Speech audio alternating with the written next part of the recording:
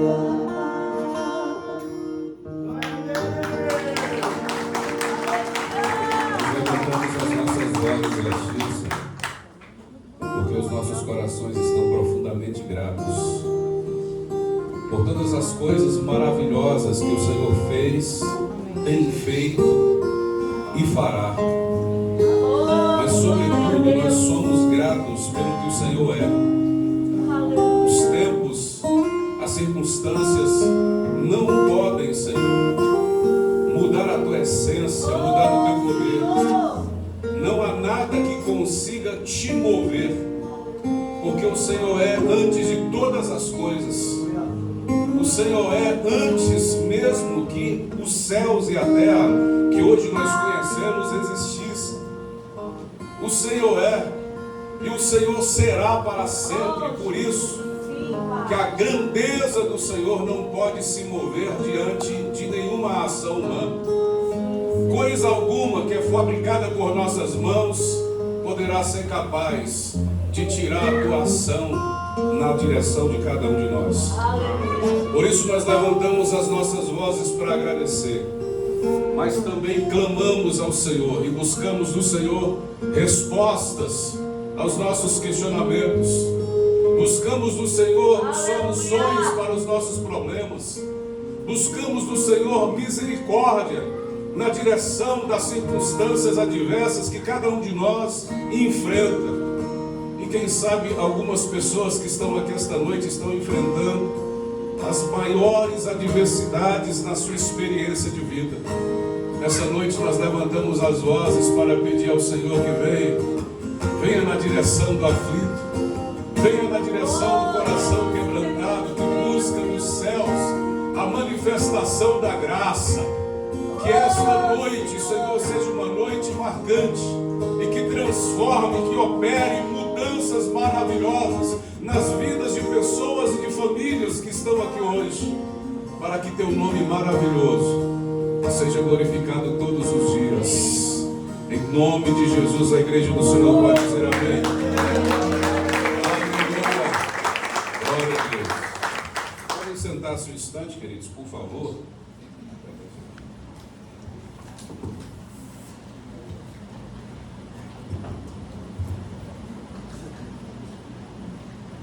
Nós queremos agradecer a todos os irmãos que estão conosco essa noite. Talvez em algum momento da minha fala eu chore, mas eu acho que a maioria de vocês já está acostumado com isso. Hoje a gente reinicia o novo projeto de vida, sobretudo, os irmãos sabem, buscando manter em nossas vidas a essência do Evangelho, que é para isso que nós somos chamados, e é por isso que nós vivemos a vida inteira. A gente sempre comenta com os irmãos que seria possível, por meio de mecanismos humanos mais diversos possíveis, realizar coisas grandes na vida por meio das mais diversas manipulações possíveis. Existem N caminhos, mas nós optamos viver debaixo da experiência da graça de Deus, na essência do Evangelho, porque somente isso opera a verdadeira transformação. E como disse aos irmãos no início, nós queremos agradecer o carinho dos irmãos por estarem aqui conosco essa noite. A gente fica muito feliz e emocionado por vocês terem tido esse trabalho, né? Que eu sei que alguns vão dizer não é trabalho, mas de alguma forma a gente se sente obrigado a partir desse modo como vocês nos acarinham, nos respeitam, e pode ter certeza de que coisas extraordinárias e maiores serão realizadas de Deus em nossas vidas. Amém? Eu acho que eu vou ter algumas coisas para dizer mais tarde, mas vamos à palavra de Deus. Nesse instante eu quero pedir a você para que, por favor, abra a sua Bíblia no livro das Lamentações,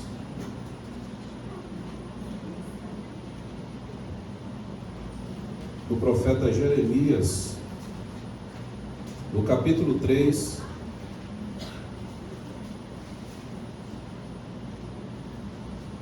a partir do 21º verso.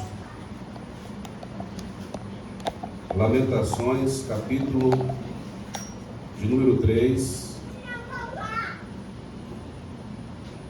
a partir do 21º versículo.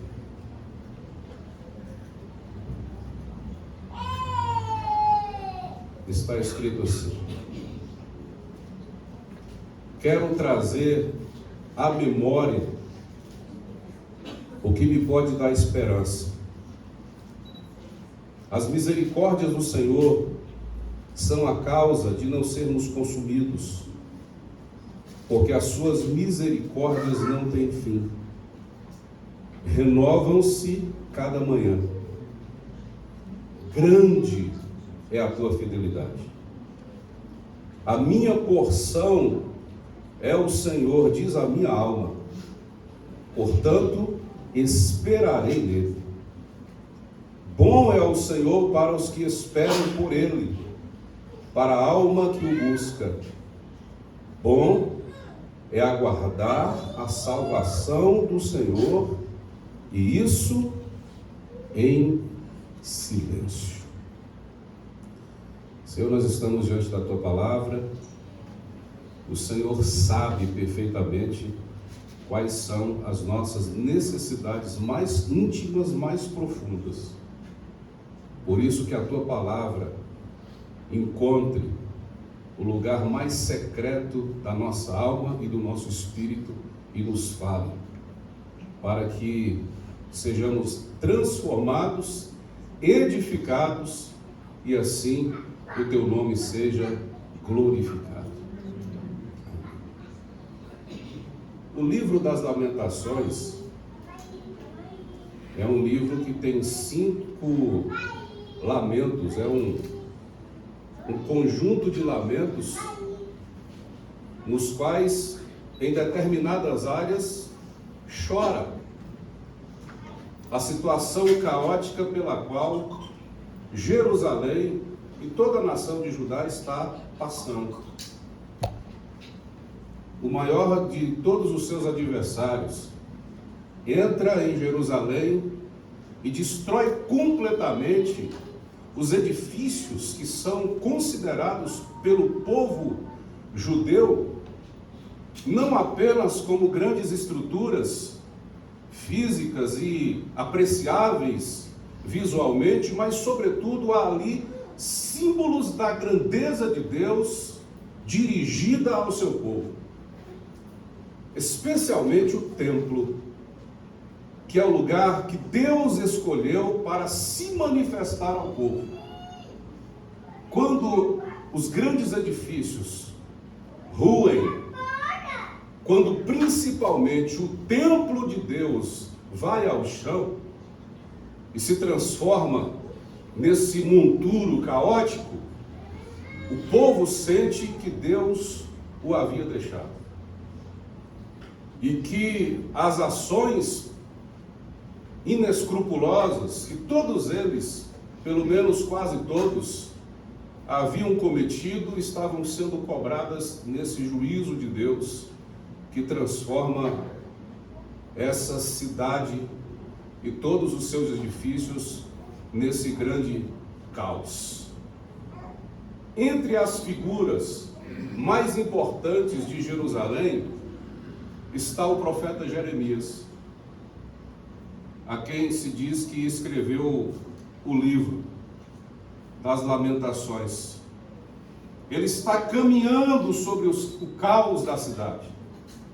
Ele está vendo toda a adversidade e todo o sentido, todo o significado daquilo que antes era um prédio ruído ao chão, aquilo que para a alma de cada um deles e que para a consciência de cada um deles e para o modo como eles encaravam a sua espiritualidade tinha um significado absurdo. E ele está lamentando. No capítulo 3, por exemplo, onde nós temos 66 versículos, O lamento é um dos maiores. Perceba que os capítulos 1 a 2, depois o 4 e o 5, tem apenas 22 versículos, porque é um acróstico, é um termo poético, um modelo poético escrito, no qual cada verso leva uma palavra do alfabeto grego. São 22 palavras, ou letras, perdão, são 22 letras, então há 22 versículos. Mas o capítulo 3, cada letra leva 3 versículos, porque por essa razão são 66 versos no capítulo 3, onde há a maior lamentação, onde há o coração do poeta falando a respeito de todas as angústias que aquele caos mostrava para ele.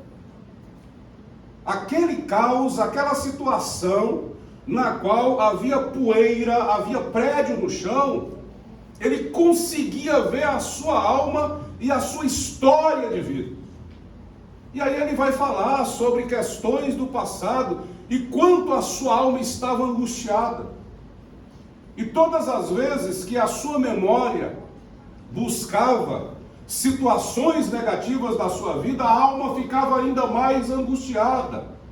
Os versículos anteriores ao que lemos, ele disse isso: vou me recordando dessas coisas e vou perdendo a esperança. Vou me recordando dessas coisas e vou aumentando na minha alma a angústia que eu já estou sentindo. Até que ele decide tomar uma postura diferente. Até que no meio do poema, ele decide que os pensamentos negativos e as memórias que influenciavam a angústia da sua alma não sofreriam mais o dano dos versículos anteriores. Então ele diz: a partir de agora, eu vou trazer à memória somente o que pode me dar esperança. Vivi experiências angustiosas até o versículo anterior, mas a partir daqui, a minha memória presente virão apenas circunstâncias, manifestações, memórias que podem produzir em mim algum tipo de esperança. E é claro que algumas coisas que nós vamos dizer aqui, a maioria de vocês já sabe. Por exemplo, a nossa mente é dividida em pelo menos 3 sistemas. A memória chamada de inconsciente, que é aquilo que nós não conseguimos nos lembrar, mas são situações que nós experimentamos desde a concepção, coisas e experiências que a sua mãe viveu, por exemplo, quando você ainda estava no ventre dela. E você tem essas memórias ou de alegria ou de angústias no inconsciente da sua mente. São coisas que estão submergidas na sua grande memória e que você não consegue trazer à consciência. A segunda parte, que nós chamamos de subconsciente, que é o pré-consciente, é a memória mais próxima. Por exemplo, o que você comeu ontem à noite? Ou no café da manhã? Ou com quem você se encontrou durante essa semana? Se você se esforçar um pouco, você pode resgatar memórias do pré-consciente e se lembrar dessas coisas, de algumas situações que ocorreram contigo ano passado, talvez. E nós temos a memória presente, que é o consciente, é o que está rolando agora. Onde é que você está agora? Quais são as canções que você cantou? Quem é que está pregando? O que você está entendendo desta pregação até esse momento? Essa é a sua memória presente. É a memória dos fatos que estão ocorrendo aqui e agora.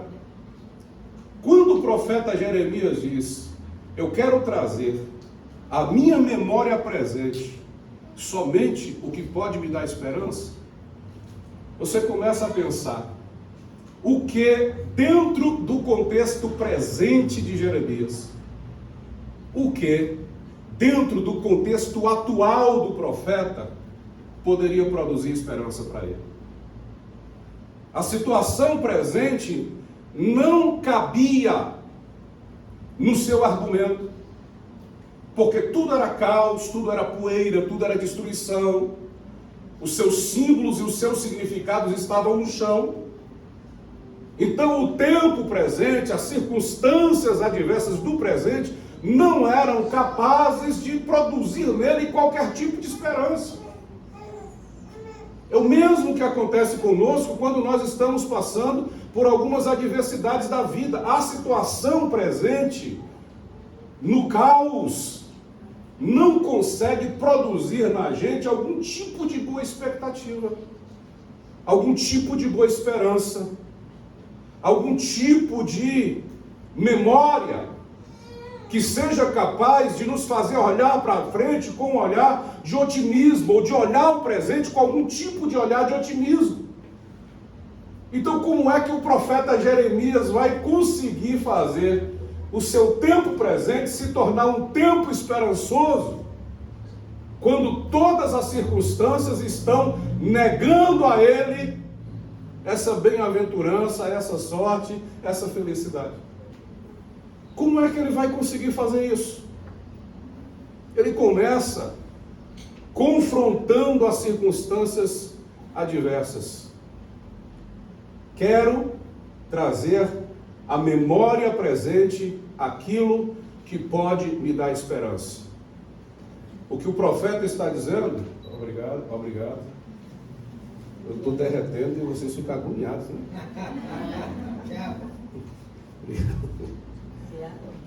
Não, estou de boa. Obrigado. Apesar de se vier um golinho aí, eu vou aceitar. Obrigado. Como é que o profeta Jeremias vai fazer isso? Primeiro, confrontando as memórias negativas que estão, ou as circunstâncias negativas que estão produzindo para ele apenas momentos de desesperança, situações de angústia.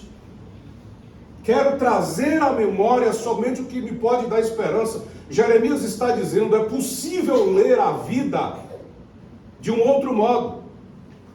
É possível ler as circunstâncias de uma maneira que tudo aquilo que foi produzido anteriormente em minha vida, não seja capaz de destruir a minha esperança. Porque memórias ruins cristalizam na nossa mente e na nossa alma.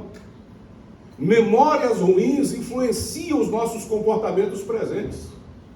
Memórias ruins podem fazer de nós, a depender do tipo de leitura que a gente faz da vida, pessoas revoltadas, raivosas, nervosas, produzir em nós comportamentos inconscientes que nos levem sempre às memórias do passado que afetaram a nossa alma. Então o que Jeremias está dizendo? Nós devemos começar a fazer leituras novas, mesmo das circunstâncias adversas. Isso não é novidade para nós, porque a palavra de Deus está cheia de pessoas, ou de palavras, que nos ajudam a olhar para as circunstâncias com um olhar diferente daquilo que seria o olhar de uma pessoa comum. Lê a realidade que nos cerca de um modo que a gente consiga não entrar em negação, mas entrar no ponto negativo do poder que aquela situação tem de nos influenciar. Exemplo sobre isso, o apóstolo Paulo, capítulo 12 da segunda carta aos Coríntios. Ele diz que tem revelações maravilhosas de Deus, ele tem visões maravilhosas de Deus, ele ouviu coisas que a mente humana não é capaz de captar e que nem ele, com sua capacidade intelectual, tinha condições de produzir, de projetar para os irmãos. Ninguém tinha capacidade nem de falar e nem de ouvir e compreender as coisas que ele viu. Mas como toda boa visão e como toda grande revelação de Deus, sempre vai produzir espinhos. Ele diz: mas por causa da grandeza das revelações, me foi posto um espinho na carne, para que eu não me gloriasse. Paulo está dizendo: se você tem uma visão de Deus, pode esperar, porque ela não vem sozinha. Ela vem sempre acompanhada de algum tipo de espinho. Posteriormente, ele usa a palavra perseguição, angústia, fraqueza, para dizer que o espinho na carne produziu nele a sensação de que ele não era nada nem ninguém, para que ele, no tempo inteiro, ficasse dependendo de Deus. Paulo está dizendo: se você tem uma revelação de Deus e você tem uma visão de Deus, pode esperar para a produção de espinhos na sua carne. Esses espinhos não vêm com o objetivo de te destruir, e mesmo se vierem, não te destruirão. Esse espinho é apenas para manter o teu equilíbrio na vida. É para manter a tua sobriedade na vida, Paulo. E ele disse: só que o espinho incomoda. E eu orei a Deus 3 vezes para que o espinho se retirasse de mim. E a palavra que eu ouvi de Deus é: a minha graça te basta. Porque o poder se aperfeiçoa na fraqueza. Paulo estava dizendo: não vou tirar o espinho, vou te dar graça para passar pelas circunstâncias adversas. A partir daí ele começa a ler as coisas de forma contrária à que ele estava lendo.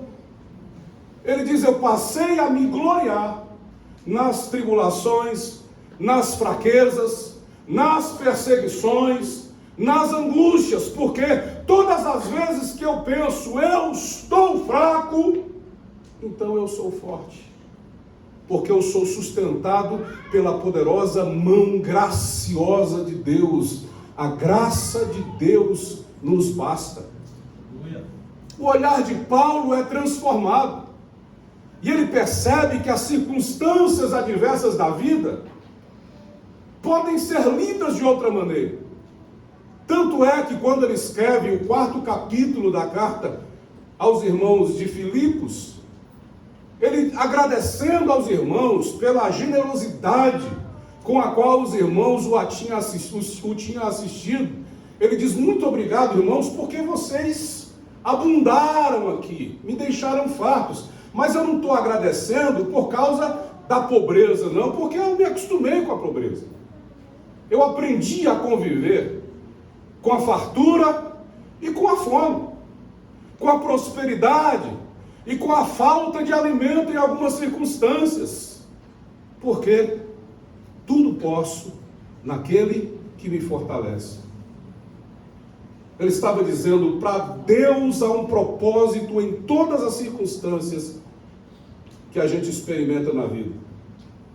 Jeremias está dizendo: a partir de hoje eu trago à minha memória somente o que pode me dar esperança.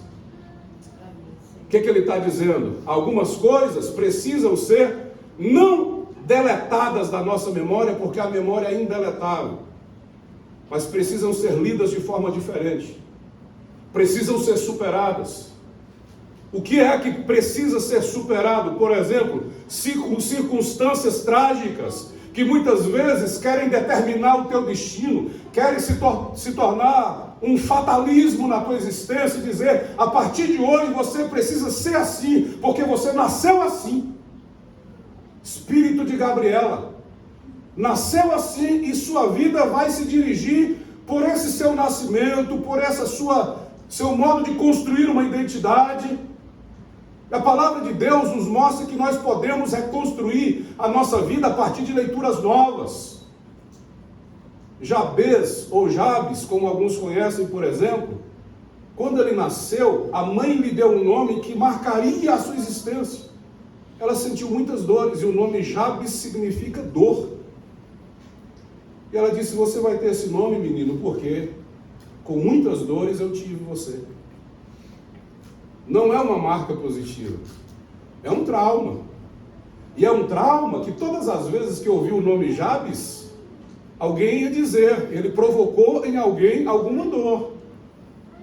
Então, todas as vezes que Jabes se apresentava para a vida, se apresentava para a sociedade, ele tinha motivos para ser o coitadinho Jabes, ou o vilão Jabes.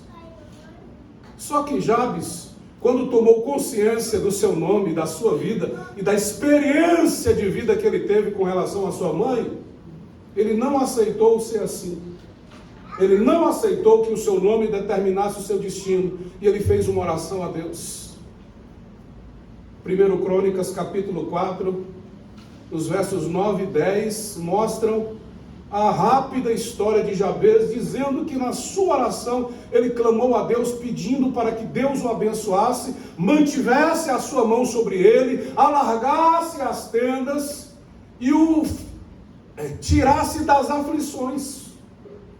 E a Bíblia diz que ele se tornou mais excelente do que todos os seus irmãos, porque Deus atendeu a oração de um coração sincero, de um homem que decidiu que uma marca traumática do seu passado não definiria o resto da tua existência.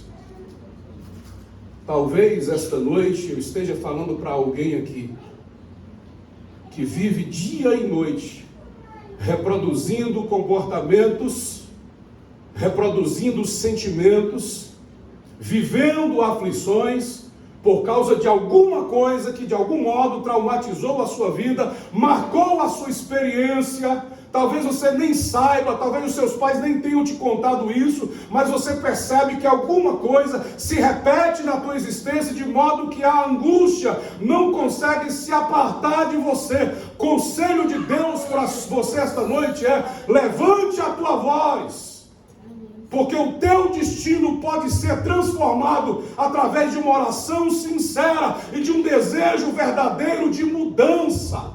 Aleluia. Sua vida pode ser transformada.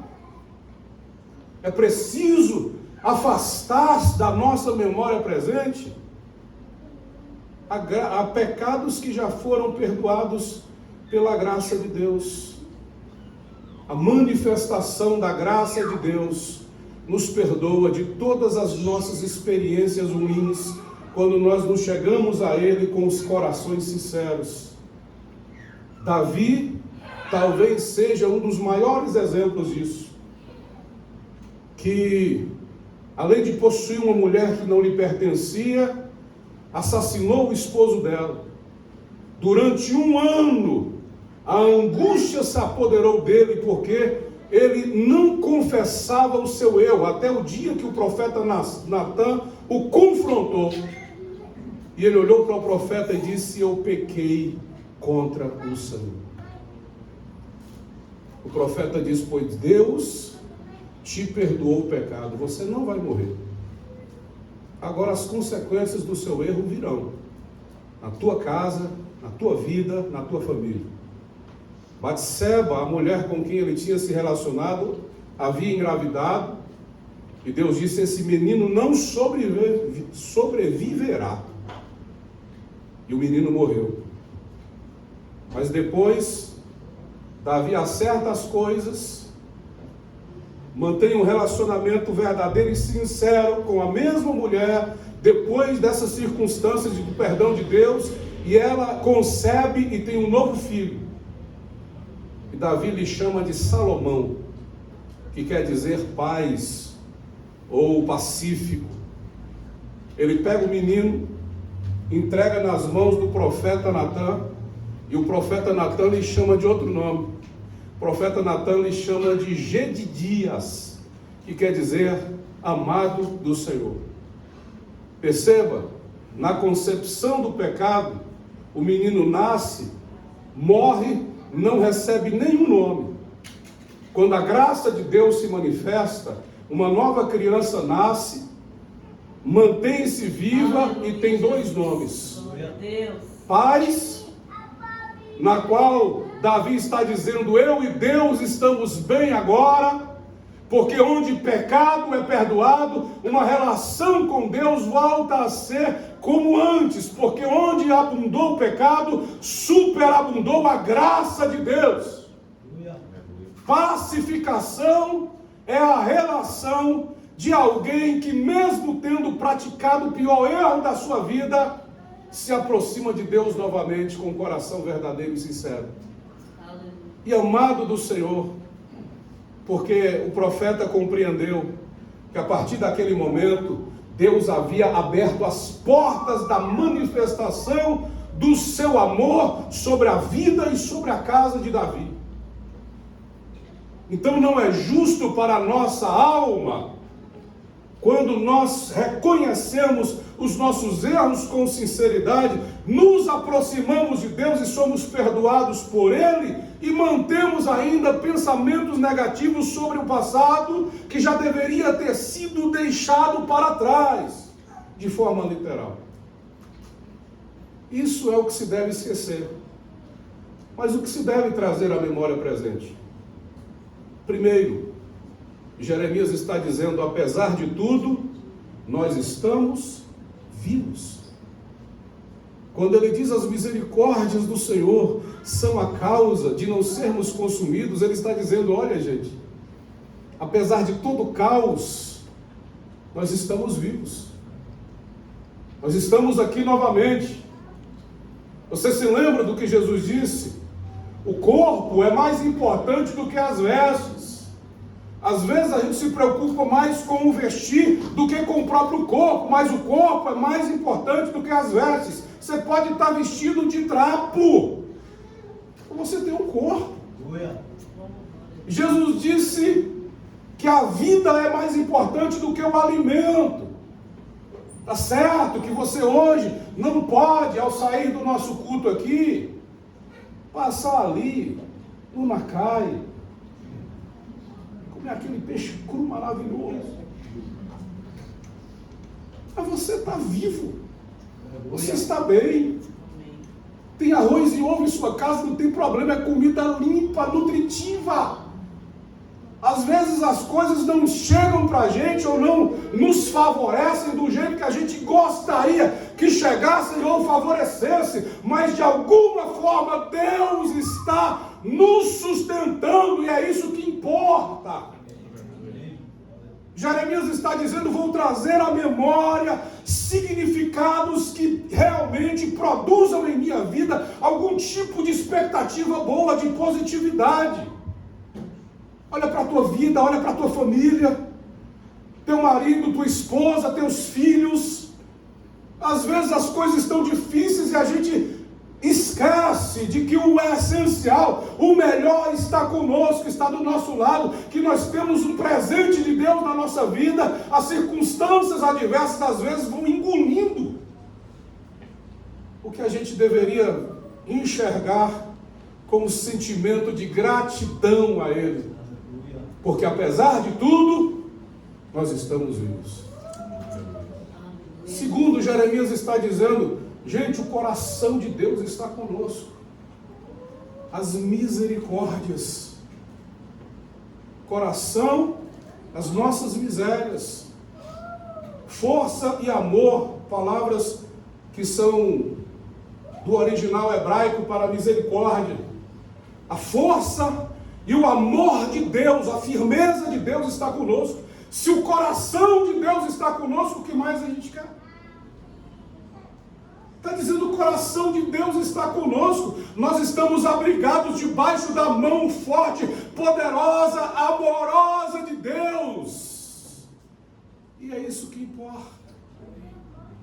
Paulo compreendia isso quando dizia que diremos, pois, a estas coisas, se Deus é por nós, quem será contra nós?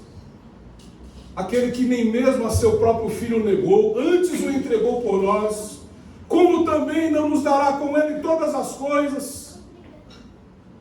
Um Deus que nos livra de toda angústia, porque Paulo diz, nós somos entregues à morte todo dia, reputados como ovelha para o matadouro, mas em todas estas coisas, nós somos mais do que vencedores, por aquele que nos amou. O coração de Deus está conosco. Por isso estou certo de que nem a vida nem a morte, nem o presente, nem o porvir, nem principados, nem potestades, nem coisa alguma poderá nos separar do amor de Deus em Cristo Jesus. E isso é que importa. O coração de Deus está conosco, diz Jeremias, para manter a alma saudável e a mente boa. Ele diz: eu vou me alimentar apenas daquilo que realmente pode me nutrir. Versículo de número 24, ele diz: a minha porção é o Senhor, a minha comida é o Senhor, o meu alimento é o Senhor. Não vou ficar mais ruminando o mal que me veio, os traumas que me foram produzidos, os problemas que me foram acrescentados, as adversidades que produziram em mim algum tipo de mal. Ele está dizendo: eu não vou mais ficar ruminando isso, me alimentando disso, não, vou me alimentar apenas do Senhor. Às vezes a gente dorme, acorda, passa o dia com o inimigo. Você lembra do filme Dormindo com o Inimigo? Por que razão? Porque a gente fica trazendo para a memória presente as coisas negativas que em algum momento da vida nos aconteceram. E a gente reclama que teve pesadelo. E quando consegue dormir, mas qual é o nosso alimento? Qual é o nosso assunto? Jeremias está dizendo: eu vou me alimentar do Senhor. Eu vou colocar uma música que me faça bem. Eu vou conversar com pessoas que me façam bem. Eu vou me aproximar de gente que me faça bem. Eu vou fazer novas amizades, novos relacionamentos. Eu vou me afastar de todo e qualquer relacionamento que produza em mim algum tipo de amargura, de angústia, de adoecimento. Eu vou fazer da minha vida a partir de agora, diz Jeremias, e é um conselho que ele dá para você, uma vida diferente. Uma vida saudável. Vou abandonar hábitos ruins e vou produzir para a minha própria experiência de vida algo que me acrescente. Não mais vou me alimentar daquilo que me faça mal. Vou me alimentar apenas daquilo que pode produzir em mim boa esperança. Para encerrar, no verso 26 do capítulo 3 ainda, ele nos ensina a não fazer avaliações negativas do contexto ruim que nós estamos vivendo. Quando ele diz assim: bom é esperar a salvação que vem do Senhor em silêncio. Por que em silêncio? Porque no meio do caos a gente não consegue fazer uma avaliação imparcial das coisas. No meio da circunstância adversa, a gente vai falando, às vezes, coisas que a gente nem gostaria de ter falado e que jamais falaria em um momento de calma da vida. Então ele diz: quando eu não sei o que dizer, quando eu percebo que os meus argumentos estão atravessados pela situação adversa, o que eu faço? Eu fico em silêncio, esperando a salvação que vem do Senhor. E é isso que importa. Esta noite, a palavra de Deus nos motiva a pensar que existem memórias boas que nos alimentem bem. Qual é a circunstância adversa que está produzindo em sua alma angústia? Será que na sua vida toda você só passou experiências ruins? Para quem é mais velho aqui, pega aquela caixinha cheia de fotos antigas, na época que ainda... Como é que é o nome daquele trem? Esqueci, tem tanto tempo. Binóculo, monóculo. Fotos, retratos mesmo, de papel. E comece a rever as memórias. Você que é mais novo, vá na memória do Google do seu celular ou na sua extensa memória do iPhone. Vê se não tem momentos maravilhosos, pessoas interessantes e maravilhosas que passaram na sua experiência de vida. Por que então eu vou me alimentar de comida que está amargando a minha boca e fazendo ruim para o meu estômago?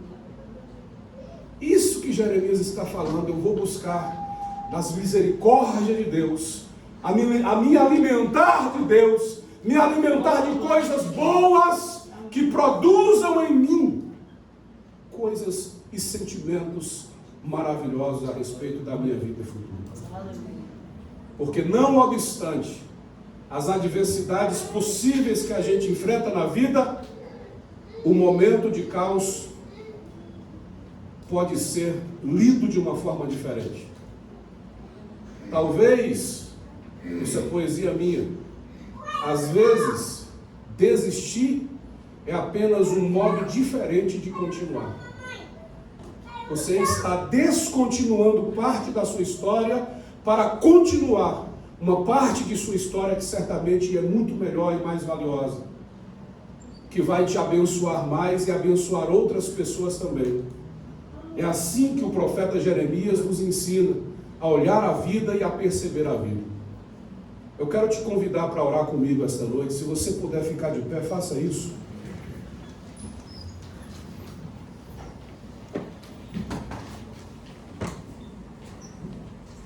Diante de tudo que você ouviu, diante de todas as coisas que foram apresentadas,